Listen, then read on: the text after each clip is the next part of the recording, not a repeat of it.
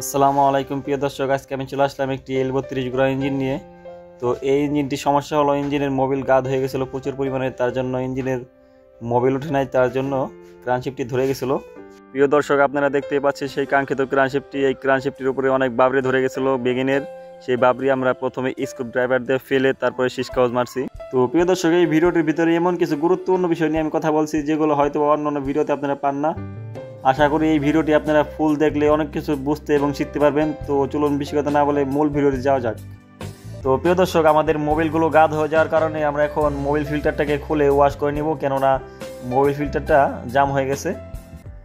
তো প্রথমে আমরা এই নাটটি খুলে নিব, খোলার পরে ফিল্টারটিকে বের করব। তো বন্ধুরা, দেখতেই পাচ্ছেন আমাদের এই ফিল্টারটির কী অবস্থা।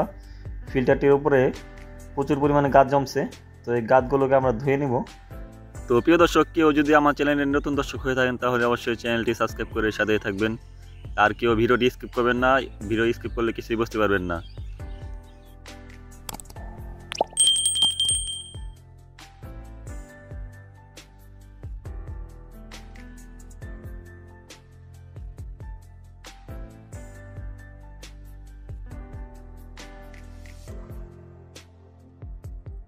তো প্রিয় দর্শক, আমাদের ফিল্টারটি পরিষ্কার করা হয়ে গেছে। এখন আমরা ফিল্টারটিকে সেটিং করব। তো সেটিং করার আগে দুই সাইডে দুটো ওয়াশার দিয়ে নেবেন, কেননা ওয়াশার না দিলে হয়তো বা লিক করে মোবিল উঠবে না, তার জন্য আমরা দুটো ওয়াশার দিয়ে নিলাম। তো প্রিয় দর্শক, এই নাটটাকে আপনারা খুব ভালো করে টাইট দিয়ে নেবেন, কেননা যদি ঢিল থাকে তাহলে মোবিল উঠবে না। নতুন মোবিল বানানোর ভিতরে মোবিল দিয়ে নিতে হয়, কেননা যদি মোবিল না দিয়ে নেন তাহলে মোবিল উঠবে না। তার জন্য আমরা মোবিল দিয়ে নিতেছি ভিতরে মোবিল দিয়ে এই রোটারিটাকে একটু ঘোরাবেন, কেননা রোটারিটি ঘোরালে ভিতরে হাওয়া থাকবে না। তারপরে আমরা এই যে জায়গায় আমাদের পাম্পটিকে লাগাবো সেই জায়গাটিকে পরিষ্কার করে নিতেছি, কেননা যদি এই জায়গায় দিয়ে লিক করে তাহলে মোবিল উঠবে না। তার জন্য এই গ্যাসকেটটাকে খুব সুন্দর করে পরিষ্কার করে নিতে হবে। তো বন্ধুরা, আমাদের মোবিল পাম্পের পয়েন্টটি ওয়াশ করা হয়ে গেছে। এখন আমরা মোবিল পাম্পটিকে বসাবো।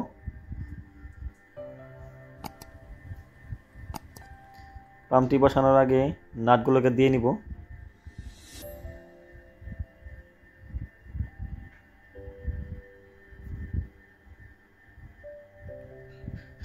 তারপরে এই যে দেখতে পাচ্ছেন আমাদের পয়েন্টগুলো, এই পয়েন্টগুলো দেখে শুনে লাগাবেন।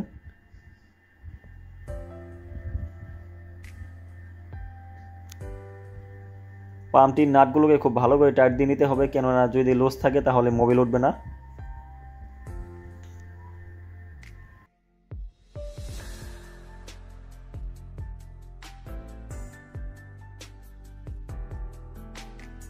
তো বন্ধুরা, আমাদের মোবিল পাম্পটি টাইট দেওয়া শেষ। আমরা এখন আমাদের ক্রানশেপটিকে লাগাবো। তো ক্রানশেপটি লাগানোর আগে ক্রানশেপের হাউজিংয়ে কিছুটা গ্রিজ দিলেও হয়, বা আমরা ওয়াটারপ্রুফ আঠা দিয়ে নিতেছি। তো আপনারা যা খুশি দিতে পারেন। তারপরে আমাদের এই হাউজিংয়ের গ্যাসকেটটিকে দিয়ে নিব। গ্যাসকেট দেওয়ার পরে আবার কিছুটা আঠা দিয়ে নিব। এখানে আঠা দেওয়ার মূল উদ্দেশ্য হলো যে মোবিল লিক না করে, কেননা এটা অনেক বড় মেশিন, সব সময় খোলা যায় না। তার জন্য আমরা এটাকে খুব ভালো করে গ্রিজ বা আঠা দিয়ে নিব। তো এই যে দেখতে পাচ্ছেন আমাদের এই পয়েন্টটি দেখে শুনে বসাবেন, কেননা উল্টাপাল্টা বসালে ক্রানশেপ ঢুকবে না। তো প্রথমে আমরা কিছুটা বাড়ি দিয়ে ক্রানশেপটিকে ঢোকালাম, তারপরে আমরা নাট লাগাবো। প্রথমে সবগুলো নাট লাগিয়ে নিতে হবে, তারপরে অল্প অল্প করে টাইট দিয়ে হাউজিংটাকে চাপাতে হবে, কেননা যদি একটা নাট টাইট দেন তাহলে কিন্তু হাউজিং ফেটে যাওয়ার সম্ভাবনা থাকে। তার জন্য সবগুলোকে অল্প অল্প করে টাইট দিয়ে চাপিয়ে নিতে হবে।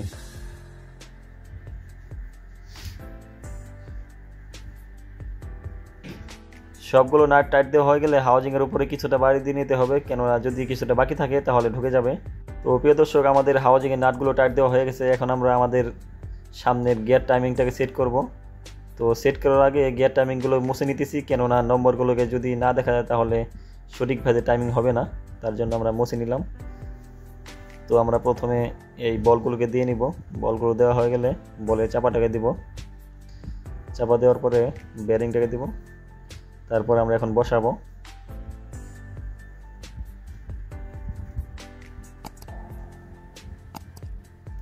সবগুলো প্রিমিয়ামকে এই দেখে শুনে লাগাবেন, কেননা উল্টাপাল্টা হলে মেশিন ঝাঁকড়াঝাঁকি করবে।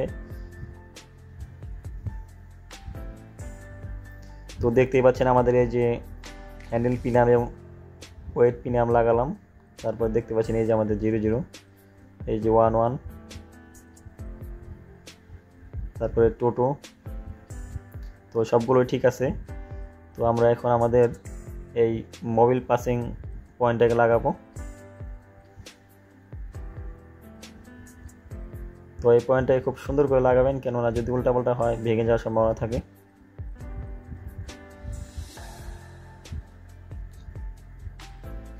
এটার ভিতরে কোনো ওয়াশার থাকে না, এটা সরাসরি লাগালেই হয়।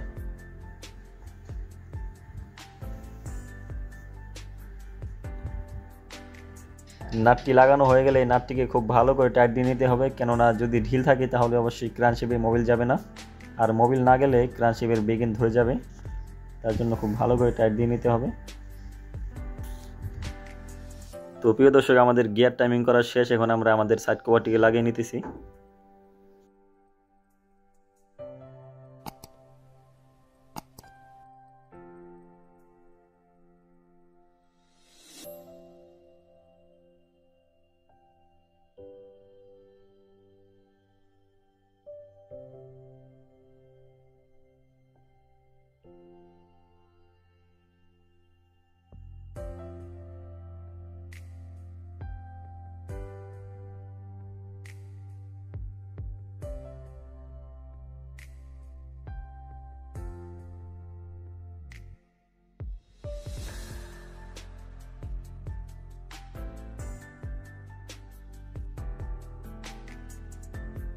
তো প্রিয় দর্শক, আমাদের সাইড কভারটি লাগানো হয়ে গেছে। এখন আমরা আমাদের পিস্টনটিকে লাইনের ভিতরে ঢোকাবো।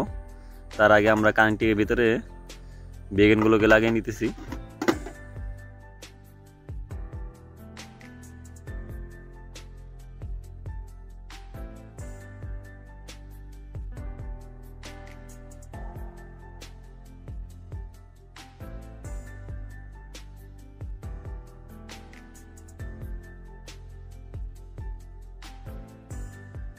তো প্রিয় দর্শক, লাইনারের ভিতরে ঢোকানোর আগে পিস্টনটাকে এই যে দেখতে পাচ্ছেন আমাদের নাম্বারগুলো, এই নাম্বারগুলো উপর দিকে রেখে আর এই 5টিকে উপর দিকে রেখে লাইনারের ভিতরে ঢোকাতে হবে।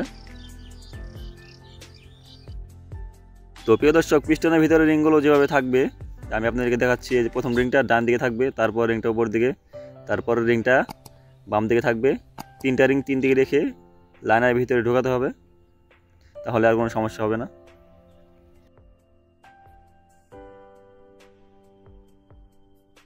তো দর্শক, আপনারা দেখতেই পাচ্ছেন আমি কিভাবে আমাদের পিস্টনটাকে ঢোকাইতেছি, আপনারাও সেভাবে ঢোকাবেন।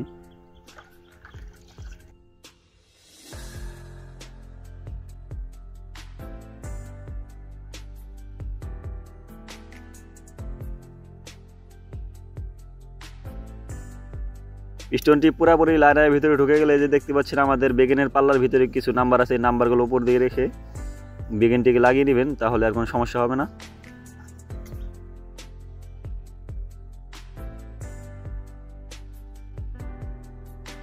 বেগেনের পাল্লাটি লাগানো হয়ে গেলে খুব ভালো করে টাইট দিয়ে নিতে হবে, কেননা যদি ঢিল থাকে তাহলে অবশ্যই ঠাস ঠাস শব্দ করবে।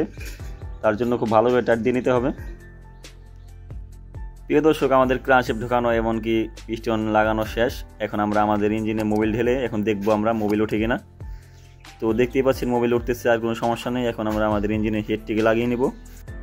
প্রিয় দর্শক, আমার ভিডিওতে এমনকি কোনো কাজে যদি ভুল হয়ে থাকে তাহলে অবশ্যই ক্ষমা সুন্দর দৃষ্টিতে দেখবেন, আর ভিডিওর কমেন্ট বক্সে জানিয়ে দিবেন, তাহলে আমি পরবর্তী ভিডিওতে এই ভুলগুলো শুধরে নেওয়ার চেষ্টা করব। আর কেউ যদি কিছু জানতে চান তাহলে অবশ্যই কমেন্ট বক্সে জানিয়ে দিবেন।